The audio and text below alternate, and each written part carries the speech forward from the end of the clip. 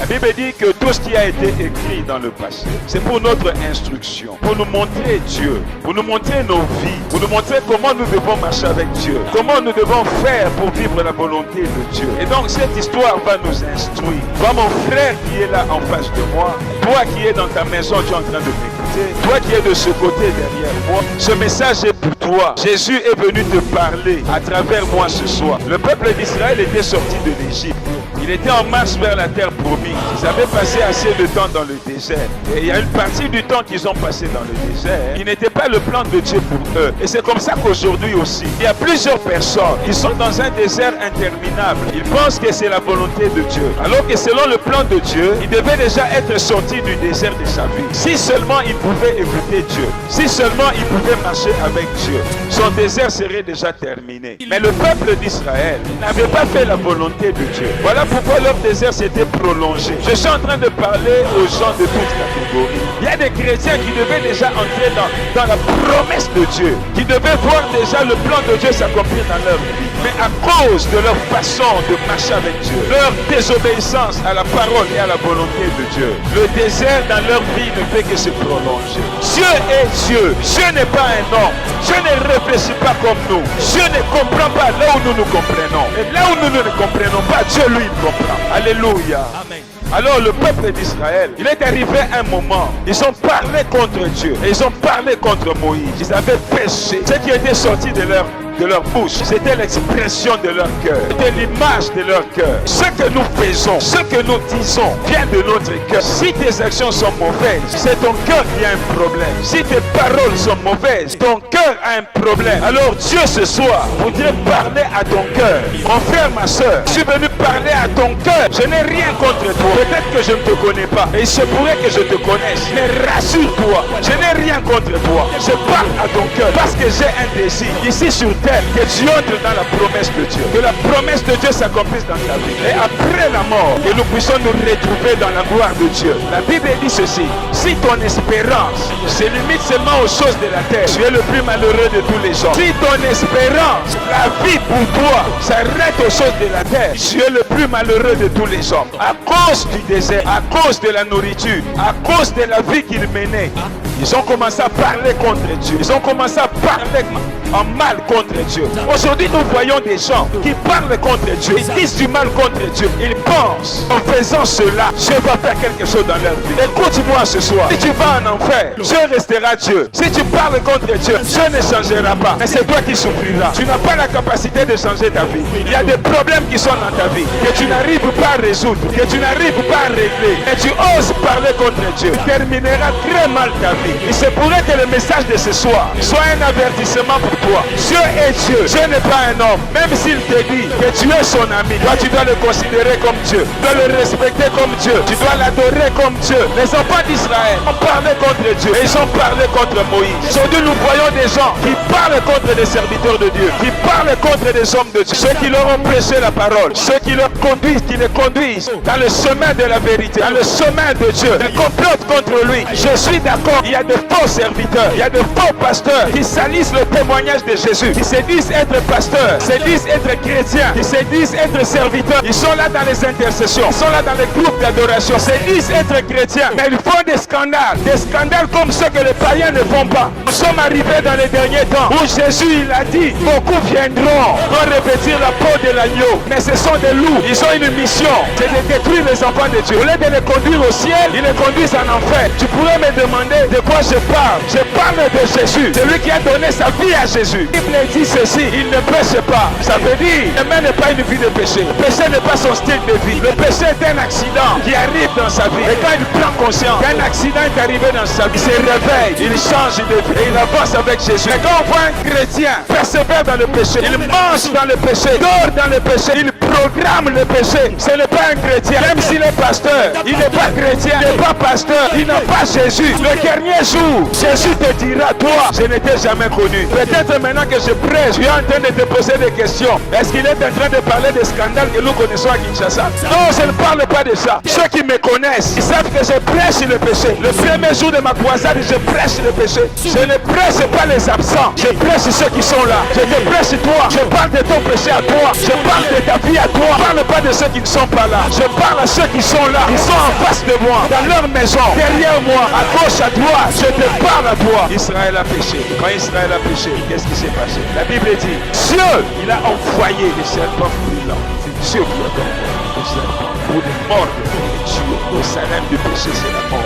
Rassure-toi, je ne suis pas fâché contre toi. Je ne suis même pas fâché. Si je peux être fâché contre quelqu'un, c'est contre le diable. Le diable qui aveugle ta vie. Le diable qui te distrait, te conduit dans la vie du péché, pour te conduire dans la vie de rébellion. La Bible dit le salaire du péché, c'est la mort. La Bible dit celui qui pêche est du diable. Ça veut dire quand tu pêches, tu mènes une vie de péché, le diable vient dans ta vie. Parce que quand tu pêches, tu es du diable. Le diable vient dans ta vie. Et quand il vient dans ta vie, il fait trois choses. Jean chapitre 10, verset 10. Il vient pour voler, égorger et détruire. Voilà les trois choses que Satan fait quand il vient dans la vie de quelqu'un. Dans l'histoire que nous venons de dire, le diable est venu sur la forme d'un serpent par la permission de Dieu. C'est Dieu qui lui a permis de venir mordre les enfants de Dieu. Et il n'y avait pas de remède.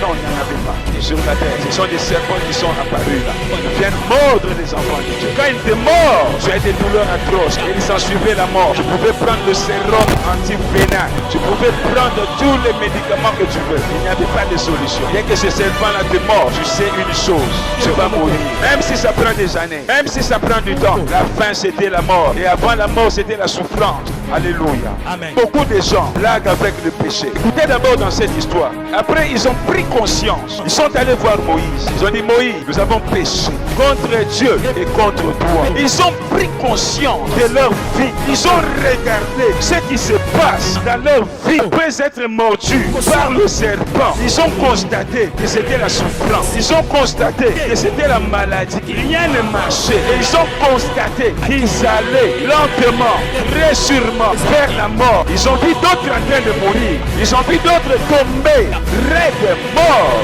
Et ceux qui étaient restés vivants, qui avaient encore la morsure, qui pouvaient quand même marcher un peu, ceux qui pouvaient se traîner, ils se sont tirés lentement vers Moïse. Et ils ont dit à Moïse, nous reconnaissons que nous avons péché. Ce qui me fait mal, c'est les gens qui n'aiment pas reconnaître qu'ils sont dans le péché. Et quand le pasteur lui parle du péché, se passe contre le pasteur et il prend des décisions. Je ne viendrai plus à l'église. Comme si, quand il vient à l'église, c'est une faveur qu'il nous fait venant à l'église. Comme si c'est à notre avantage. Et il reste même à la maison. Et il dit, je ne viendrai pas jusqu'à ce qu'on viendra me visiter. Il y a des chrétiens, ils ne veulent pas prendre conscience qu'il mène très mal sa vie. Et ce qu'il est en train de vivre, c'est le résultat de ses actions. C'est le résultat de ses paroles. C'est le résultat de son attitude. La mort, c'est quoi la mort? La mort, c'est la destruction des choses. La mort, c'est la fin des choses. Il y a des gens qui sont morts physiquement. Quand ils marchent, vous le voyez un homme, mais en réalité, il est déjà mort. C'est déjà un impuissant.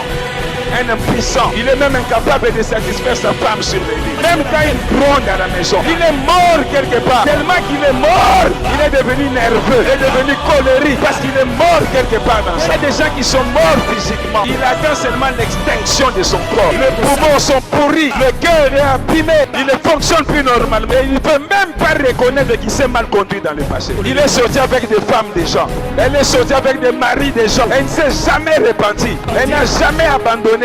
Elle n'a jamais demandé pardon à Dieu. Et même quand il vient à l'église, il vient seulement pour demander à Dieu de le bénir. Il vient seulement demander à Dieu la délivrance. Mais il n'a jamais reconnu que dans sa vie, il a fait de mauvaises choses. Les enfants d'Israël, avant la guérison, ils ont d'abord reconnu. Ils ont pris conscience. Nous avons péché. Si quelqu'un ce soir peut dire, j'ai péché, quelque chose se passera dans sa vie. Laisse-moi te révéler une chose, mon frère. La plupart des choses, des malheurs que nous connaissons, la plupart c'est à cause de nos actions. Et beaucoup c'est à cause de nos péchés. Si Dieu pouvait nous révéler ce que chaque péché cause dans nos vies, tu aurais compris. Aujourd'hui, je vais insulter mon frère. J'avais insulté mon frère. Dieu te montre. Tu viens d'insulter ton frère. Regarde, tes dettes ne seront pas payées. Satan a bloqué tes dettes. Si Dieu pouvait te révéler. Quand tu sors de l'hôtel, ce que Satan a bloqué dans ta vie, tu vas commencer par haïr la fille avec qui tu étais à l'hôtel, ou l'homme là avec qui tu étais à l'hôtel, et tu n'y retourneras pas. Beaucoup de gens ici, ils sont en train de souffrir, en train de demander le mariage, en train de demander l'argent, en train de demander le travail. Mais ils ont le venin du serpent dans leur vie. Le serpent l'a déjà mordu. Depuis le jour où il avait volé, depuis le jour où il était allé chez un féticheur, le serpent l'a mordu. Et la mort circule dans son corps. La mort touche ses affaires. Beaucoup de familles là, les gens n'évoluent pas. Rien ne marchera quand tu mènes une vie de péché. Ça me fait mal dans le cœur. Tu arrives dans une famille, tout le monde est là, personne ne se marie. Ceux qui se marient, ils reviennent là, ils construisent des portes dans la parcelle de la famille.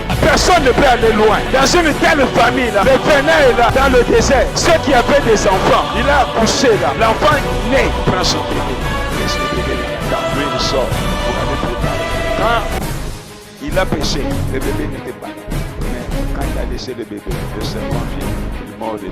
Le pauvre bébé, il ne connaît même pas. Il n'était pas là quand ses parents étaient en train de pécher. Il y a des choses que les parents ont fait. Les enfants sont en train de subir les conséquences. Vous n'avez pas des parents qui ont fréquenté des féticheurs, qui pour garder des postes au travail. Maintenant, il est dans la retraite. Il est là assis à la maison avec des grandes filles qui ne se marient pas. Est-ce que toi, papa, ça ne te dérange pas? Ça ne te fait pas mal au cœur? Si ça te fait mal au cœur, est-ce que tu ne peux pas prendre conscience que tu t'étais mal comporté, que tu as mal dirigé ta vie et que tu reviennes voir des hommes de Dieu qui peuvent te montrer le chemin? Quels sont ces parents-là? Tu vois des enfants en train de errer dans la rue là. Des enfants qui n'avancent pas. Ça ne te fait rien dans ton cœur. Des enfants en train de boire depuis le matin jusqu'au soir. En train de discuter au coin de la rue là. Ça ne te fait pas mal au cœur. Par moment, interroge-toi. Va chercher Dieu pour tes enfants. Toi aussi, l'enfant qui t'empêche de chercher Dieu. La Bible dit, tout ce qui était mordu, même si c'est à cause des parents, si tu regardes seulement le serpent des reins, même si tu avais été mordu à cause de ton oncle, même si tu avais été mordu à cause de ton père, il y avait une seule solution dans le désert. Ce n'était pas d'aller déranger son papa. Papa, dis-nous qu'est-ce que tu as fait. Il y avait une seule solution. Fais les yeux et regardez le serpent des reins. Oh, si. Regardez-moi. Il y a un signe indubitable, immanquable, un signe pour lequel il n'y a pas de doute. Quand tu vois tu fais tout ce que tu vois.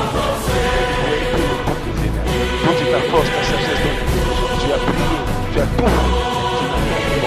Les choses n'avancent pas. Sache que le serpent est quelque part dans ta vie. C'est comme ça que tu verras les gens. Il ne peut pas avoir un bon travail. Même quand il travaille avec l'argent de Dieu, le serpent l'a déjà mordu.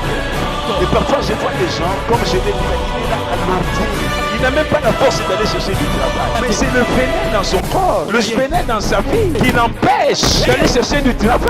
Avoir une jolie fille, elle est intelligente, elle est instruite, mais elle ne peut pas se marier. Un homme, quand un homme s'approche d'elle, il la propose en mariage. Après quelques temps, il s'en va aussi vite qu'il était venu. Mais prends conscience.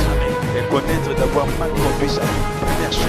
Deuxièmement, reconnaître les conséquences que je suis en train de voir dans ma vie. Ce sont des conséquences. Et ensuite, prendre la solution n'est qu'en Jésus. En Jésus seul. Que Dieu seul peut apporter la solution. Comprends cela. Tu es en train de débattre. Rien n'avance dans ta vie. Il n'y a que la mort sur la mort. L'échec sur l'échec. Alors que les gens avec qui tu as grandi, ceux avec qui tu as étudié, tu étais plus brillant que eux. Et ils prospèrent. Et ils avancent. Et ils évoluent. Pourquoi pas toi? Les gens avec qui tu vas au marché, et ils avancent. Pourquoi pas toi? Ne te dis pas qu'il y a quelque chose d'anormal dans ta vie. Jusqu'à ce que tu comprennes que ce que je suis en train de vivre est anormal. Alors tu rechercheras les bonnes solutions. Tu rechercheras les bonnes solutions. Tant que tu n'as pas pris conscience de ta vie de péché, Satan ne guidera pas ta vie. Le mari de lui ne guidera pas ta vie. Et tu ne te marieras pas. Et tu souffriras pour avoir l'argent. Quand tu auras un travail, ça terminera. Le diable, il a la permission de Dieu de troubler la vie de quiconque vit dans le péché. Il a la permission officielle de Dieu de troubler la vie de celui qui mène une vie de péché. Il a la permission de Dieu quand tu mènes une vie de péché. Même si tu es chrétien,